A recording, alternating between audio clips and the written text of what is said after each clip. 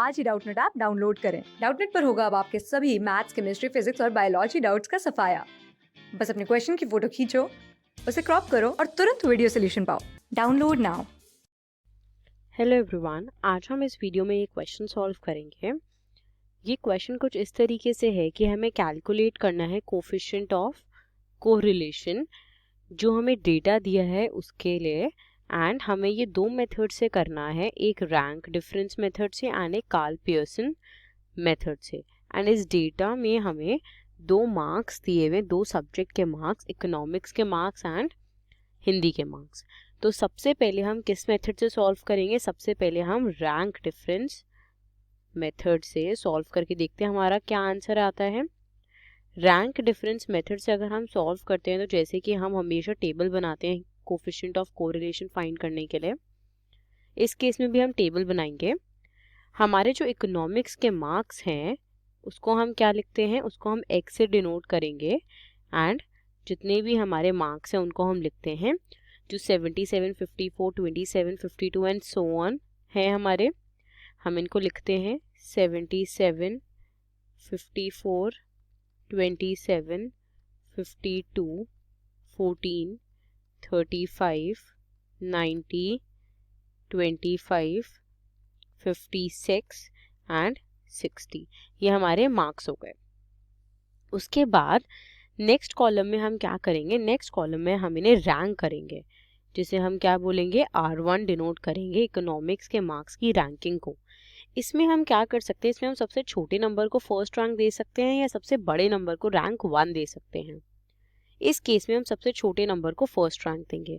तो 14 जो होगा वो हमारा फर्स्ट रैंक हो जाएगी, then 25 second rank, then 27 third rank, then उसके बाद हमारे पास क्या आएगा? फोर्थ रैंक हो जाएगा हमारा 35, फिफ्थ रैंक हो जाएगा हमारा 52, सिक्स्थ रैंक हो जाएगा हमारा 54, सेवन्थ रैंक हो जाएगा 56, एट्थ रैंक हो जाएगा हमारा 60, नाइन्थ रैंक हो जाएगा 77 एंड टेंथ रैंक हो जाएगा हमारी 90।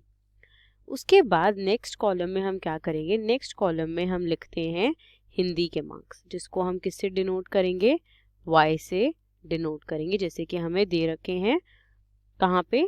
हमारी टेबल में, जो कुछ इस तरीके से 35, 58, 60, 46, 50 एंड सो ऑन। इनको हम लिख लेते हैं 35, 58, 60, 46, 50, 40, 35, 56, 44 एंड 42। इसके बाद हम हिंदी के मार्क्स को रैंकिंग देंगे, तो हम इनकी रैंकिंग किससे डिनोट करते हैं? R2 से। जैसे कि हमने इकोनॉमिक्स से इसमें करा है, हमने सबसे छोटे नंबर को रैंक 1 दी थी, इस केस में भी हम सबसे छोटे नंबर को फर्स्ट रैंक देंगे। लेकिन सबसे छोटा नंबर जो है हमारा हिंदी के केस में मार्क्स में, वो 35 है। अब 35 जो है वो हम देख सकते हैं कि वो नंबर हमारा 2 बार रिपीटेड है, एंड क्योंकि वो 2 बार रिपीटेड है तो हम इनकी रैंकिंग 1 एंड 2 देंगे, पर हम इसके लिए एवरेज रैंक निकालेंगे। तो 35 के केस में जो हमारी एवरेज रैंक है वो है 1 + 2 over 2 which is 3/2 is equal to 1.5। तो हम क्या रैंकिंग देंगे? हम रैंक देंगे 1.5। तो 1.5 एंड 1.5। उसके बाद जो हमारी थर्ड रैंकिंग है वो जाएगी 40 को, फोर्थ रैंकिंग जाएगी 42 को, फिफ्थ रैंकिंग जाएगी 44 को, सिक्स्थ रैंकिंग जाएगी 46 को, सेवन्थ रैंकिंग जाएगी 50 को, एट्थ रैंकिंग जाएगी हमारी 56 को, नाइन्थ रैंकिंग जाएगी हमारी 58 को एंड 60 को जाएगी हमारी 10th रैंकिंग। उसके बाद हम डिफरेंस निकालेंगे। डिफरेंस कैसे निकालते हैं हम? वो होता है R1 माइनस R2। तो हम रैंक 1 में से रैंक 2 को माइनस करते हैं। 9 minus 1.5 is 7.5. 6 minus 9 is -3. 3 minus 10 is -7. 5 minus 6 is -1. 1 minus 7 is -6. 4 minus 3 is 1. 10 minus 1.5 is 8.5.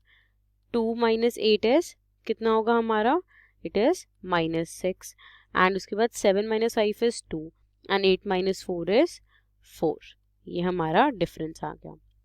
इसके बाद हम निकालेंगे डी स्क्वायर, जिसमें हम क्या करते हैं, जितनी भी हमारी डी की टर्म्स हैं उनको सिंपली स्क्वायर कर देते हैं।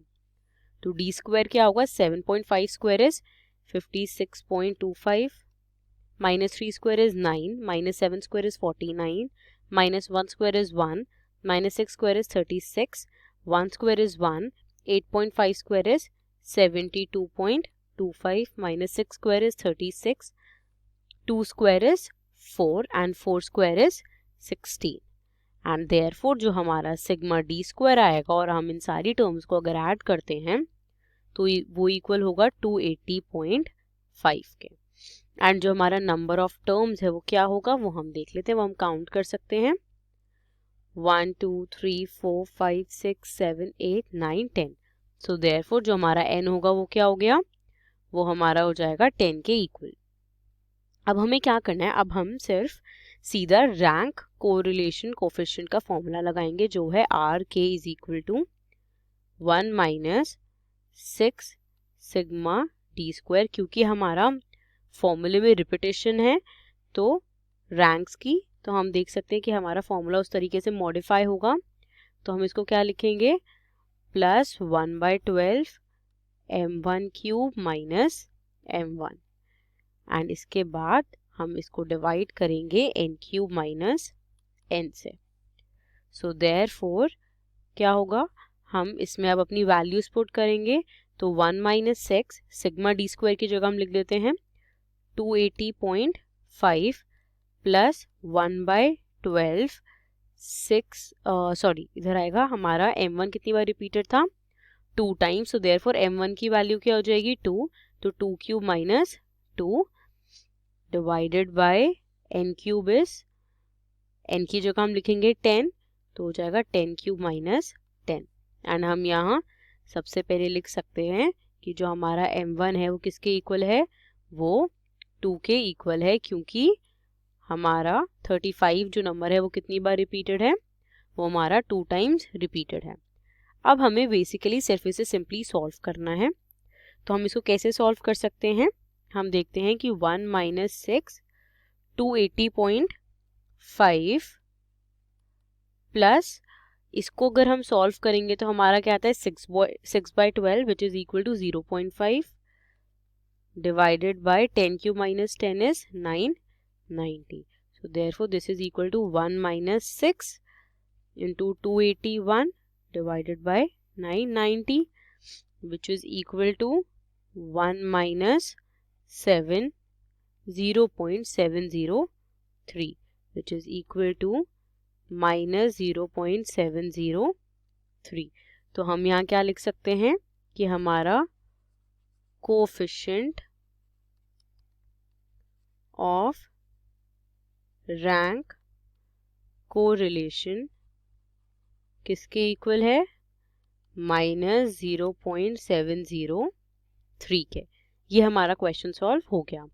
लेकिन हमें इसके बाद हमें किस मेथड से करना था, हमें कार्ल पियर्सन मेथड से भी इसे सॉल्व करना था। तो अब हम कार्ल पियर्सन मेथड से हम इसे सॉल्व करते हैं, जिसमें हमें फिर से कोएफिशिएंट ऑफ कोरिलेशन के लिए टेबल बनानी पड़ेगी।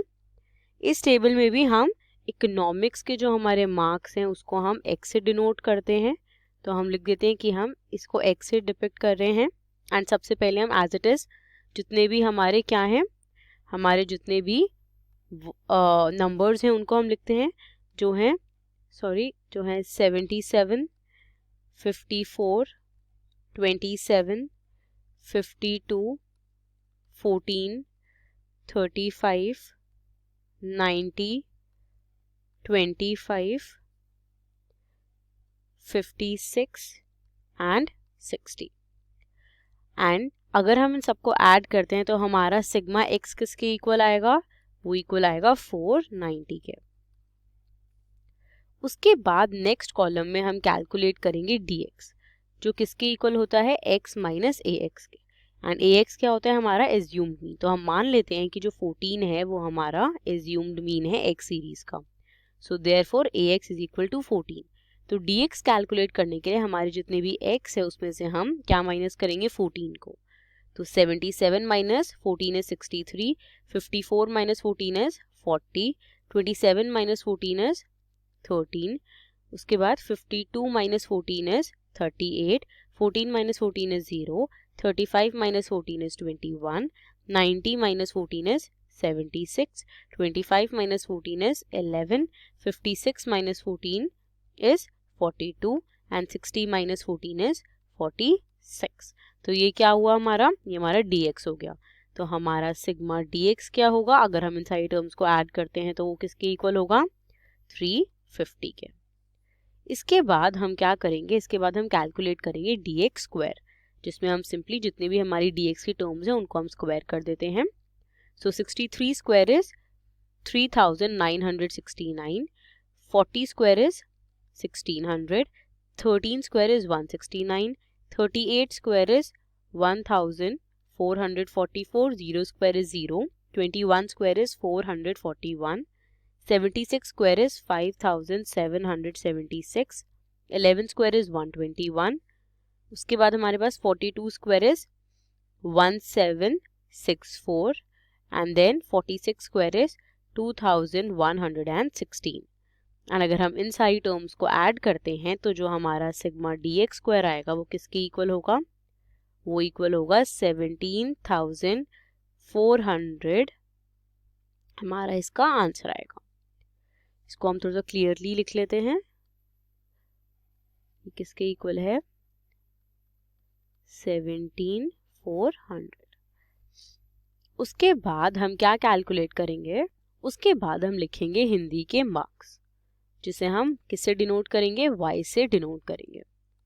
एंड इस केस में अगर हम y से डिनोट करें तो हमें एज इट इज टेबल की जितनी भी वैल्यूज हैं हम उसमें लिखते हैं, जो हैं 35, 58, 60, 46, 50, 40, 35, 56, 44 एंड 42.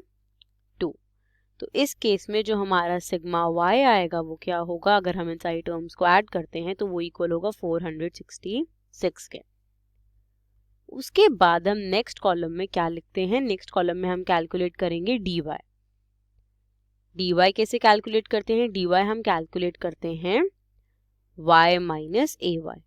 एंड ay क्या है, वो हमारा एज्यूम्ड मीन है y सीरीज का. एंड हम मान लेते हैं कि जो ay हम ले रहे हैं इस केस में वो है 50. तो therefore 50 is equal to ay. तो हमारी जितनी भी y टर्म्स हैं उसमें से हम 50 माइनस करेंगे.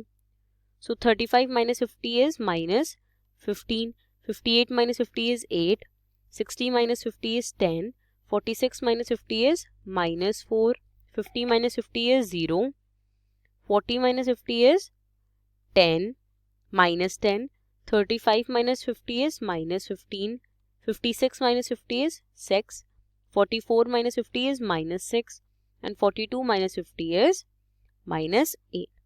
तो ये हमारा आ गया क्या, dy.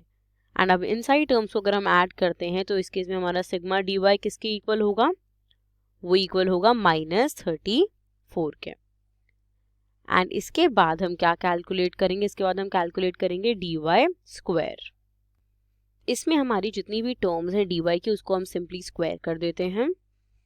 For example -15 square is 225, 8 square is 64, 10 square is 100, -4 square is 16, 0 square is 0, -10 square is 100, -15 square is 225, 6 square is 36, -6 square is 36, -8 square is 64. तो ये हमारा हो गया dy स्क्वायर. एंड हम इन सबको ऐड कर देते हैं तो हमारा सिग्मा dy स्क्वायर किसके इक्वल होगा, 866 के. उसके बाद लास्ट कॉलम में हम क्या लिखेंगे, dx dy.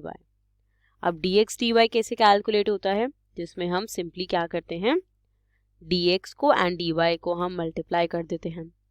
So 63 into -15 is -945, 40 into 8 is 320, 13 into 10 is 130, 38 into -4 is -152, 0 into 0 is 0, 21 into -10 is -210, 76 into -15 is -1140, उसके बाद क्या है हमारा 11 into 6 is 66, 42 into minus 6 is minus 252 and last में हमारा आता है 46 इंटू माइनस 8 इज माइनस 368।